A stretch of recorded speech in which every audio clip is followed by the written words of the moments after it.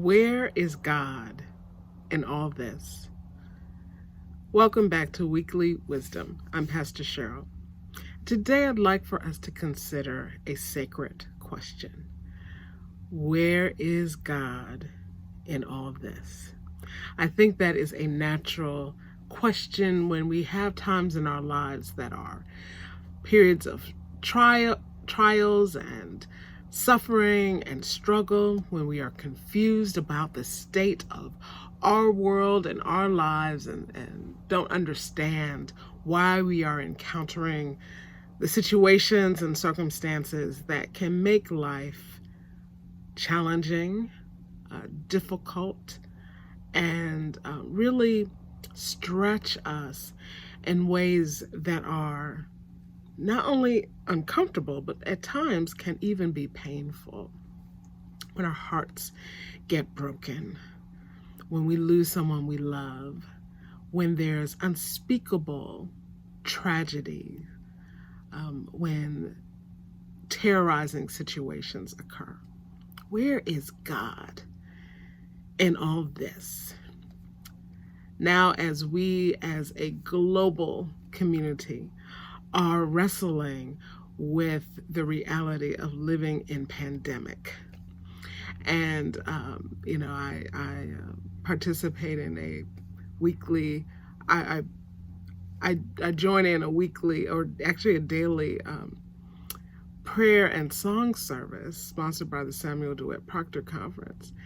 Monday through Friday, and I tune in. They stream it, and so whatever time I wake up, I've incorporated my morning devotional during the week. And they talk about, we have a pandemic, and we have racialized violence demic. Like, there are so many things that are coming to the surface. We are encountering political upheaval and turmoil and real uncertainty. We have this virus that we cannot seem to get a hold of. We see numbers are spiking in certain areas around the country, and you can be in a plateau situation for a while, and then suddenly you're spiking. And that's with the idea that as we go into the fall and winter in earnest, that this will is projected to get worse. What do we do with that? What do we do when we've been at home for now 6-7 months and there's no end in sight? Doesn't mean there isn't an end. It just means that we can't see it. We can't put it on our calendars. There's not a date certain. We know there's being progress made in terms of vaccines, but that is not a short process. We know that there's been progress made in terms of treating those who are infected with the virus, but that's also not a guarantee of wholeness. We see how those who have recovered still feel the impact and effects that linger on, not only weeks, but in some cases months, and perhaps for the rest of their lives. And the question, I think, that sometimes gets unspoken, but is there rumbling and bubbling within us, is where is God in this? Did God send it, as some would suggest, as a punishment or a wake-up call? Did God just allow it because we have been given dominion over, which means care and responsibility over the earth and God's creation on this planet? Is this the work of evil force? Whatever the cause, where's God? What role does God play in the midst of this? And where is God present in the midst of this? Many of us have been worshiping from our homes, and frankly, a lot of us are tired of that. I have to admit that I see it as an opportunity. I see it as an opportunity to get back to the fundamental reality of the Christian faith, and a time for reflection and evaluation. But I know that I'm in the minority in terms of that perspective. But at the same time, I miss hugging people. I miss eye contact with the congregation that I serve, that I pastor. I miss hearing the voices lifted in song and responding and reading out responses when we have responsorial readings in worship. I miss those voices. I miss faces that I don't see because we are in a virtual environment, a digital environment. Actually, it's better than virtual, because virtual implies that it's made up, but it's still real, but it is distant. And that distance can lead to disconnection. And so it's harder to be connected. It's harder to do the work of building community. And some folks have shut down from it. They have access to technology, but they're tired of it. They're tired of being on Zoom or watching YouTube or Facebook, and they're tired, and they just want things to be the way that they were. I suspect they will never be exactly the way that they were, and that's part of the progression of time and life and human history, that things change and we adapt to those changes, and many times those changes, those adaptations that we make life better. Now, sometimes they don't, but that's where correction comes in. Sometimes the technology is neutral, but it's how we use them, and we have to adjust to them to use them in healthy, productive, and fruitful ways. But in the midst of all of that is still the question, where's God in this? And I was, pondering this question that no one has actually posed to me, even though I put out an invitation.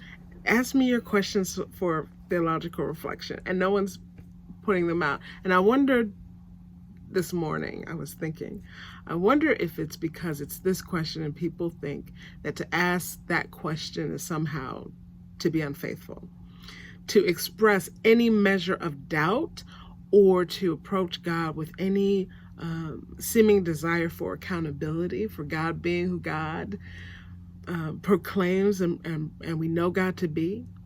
It's somehow a reflection of being unfaithful or spiritually immature, those kinds of things. I think, though, that this is a fundamental question that God invites us to ask, invites us to say, where are you? So that God can then say, I'm here. I'm with you. Over and over again, we see instances in the scriptural testimony of people crying out for God and God saying, I'm here with you. When the children of Israel were sojourning through the desert, and Moses, who had been their intercessor, their prophet, and their priest, their leader, all those things, went up to the mountain and received this incredible guideline, including the Ten Commandments, but the guideline of the law. The people became agitated because they lost that connection that they had with God. And so what did they do? They tried to fill in that gap by creating a God themselves. But God doesn't want us to fill in gaps. God wants us to say, where are you? God wants us to say, I'm looking for you. I'm listening for you. I'm attentive and attuned because I'm anticipating your presence, because your presence is an expectation of my life. The words of Psalm 139 came to me, and not this piece, but I'll read it in its entirety and share with you the part that came to my mind as I wrap up this idea, this response to that question, where is God in this? And this is a psalm of David, and David writes, Lord, you have examined me You know me. You know when I sit down and when I stand up. Even from far away, you comprehend my plans. You study my traveling and resting. You are thoroughly familiar with all my ways. There isn't a word on my tongue, Lord, that you don't already know completely. You surround me front and back. You put your hand on me. That kind of knowledge is too much for me. It's so high above me that I can't reach it. Where could I go to get away from your spirit? Where could I go to escape your presence? If I went up to heaven, you would be there. If I went down to the grave, you would be there too. If I could fly on the wings of dawn, stopping to rest only on the far side of the ocean, even there your hand would guide me. Even there your strong hand would hold me tight. If I said the darkness will definitely hide me, the light will become night around me, even the darkness isn't too dark for you, nighttime would shine brightly as day because darkness is the same as light to you. You are the one who created my innermost parts. You knit me together while I was still in my mother's womb. I give thanks to you that I was marvelously set apart. Your works are wonderful. I know that very well. My bones weren't hidden from you. When I was being put together in a secret place, when I was being woven together in the deep parts of the earth, your eyes saw my embryo, and on your scroll every day was written what was being formed for me before any one of them had yet happened. God, your plans are incomprehensible to me. Their total number is countless. If I tried to count them, they outnumber grains of sand. If I came to the very end, I'd still be with you. If only, God, you would kill the wicked. If only murderers would get away from me, the people who talk about you, but only for wicked schemes, the people who are your enemies, who use your name as if it were of no significance. Don't I hate everyone who hates you? Don't I despise those who attack you? Yes, I hate them through and through. They've become my enemies too. Examine me, God. Look at my heart. Put me to the test. Know my anxious thoughts. Look to see if there is any idolatrous way in me. Then lead me on the path eternal. The part of this, and this is clearly a psalm where David is crying out to God. And while the details of this experience that he had probably do not line up with the question of where are you in this? This is more about God's knowing him and creating him in a particular way that he can't escape from.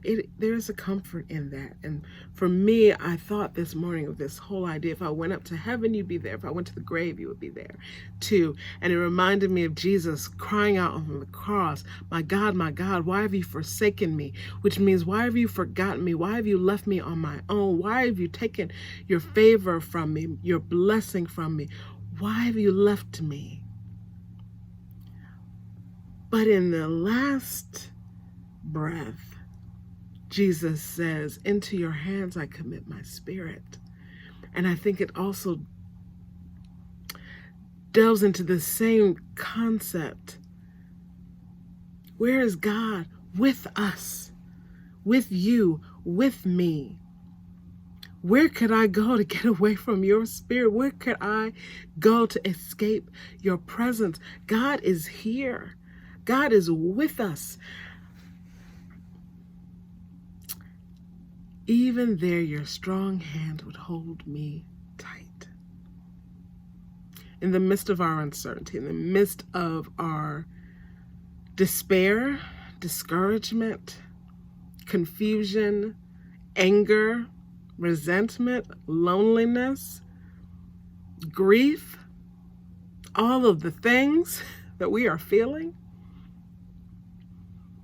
certainly in our joy, certainly in our gratitude, certainly in the ways in which we have had our lives slowed, many of us, some of us, life has ramped up.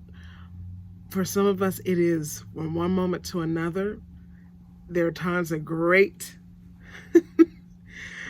increase of activity and scheduling. balanced with times of isolation and solitude, God is there through it all. And while underneath that question, I think, is also the question of what is God's intention for this moment? And I think it's like Paul said, that now we see in a mirror darkly. And a lot of people think that we've taken this word dark, the imagery of darkness, and we consider it to be an exclusively negative thing. When we don't have when we don't have another a term, we say, oh, it's a dark time. God created the light and the darkness, and declared them both to be good. It's how it's used. And this psalmist talks about the darkness almost as this cloak, but the cloak can't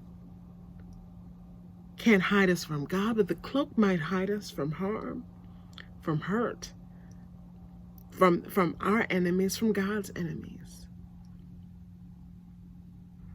The darkness is a place of quiet often, of rest often. There are good things in that. And so when we say this is a dark time, that might just mean it's a time that is quieter, that is more reflective, and maybe we're just not comfortable with that. And so then we associate darkness with something that's negative, when in fact the darkness, we can embrace the darkness and the light as two states that complement one another and amplify one another. Where's God in this? I think God is still creating. I know God is still speaking, but God's speech is not our speech. God's timing is not our timing. And God may not be saying what we want to hear. And maybe that's why we can't hear. And God may be acting in ways that we don't appreciate, and maybe that's why we can't see or acknowledge what God is doing. God is always doing a new thing. And whatever God's role in this happening, we know that God's presence is with us. And God will use this as an opportunity for us to grow, for us to witness to the goodness of God, and to reflect the nature and character of God. Where is God? God is in us. And it's up to us to allow the Spirit to move as the Spirit will, to be comforted by the Spirit of God, to be led by the Spirit of God, and to grow in the Spirit of God, that we might become the answer to the question that when someone sees us smile, when there's not necessarily reason to be smiling, when people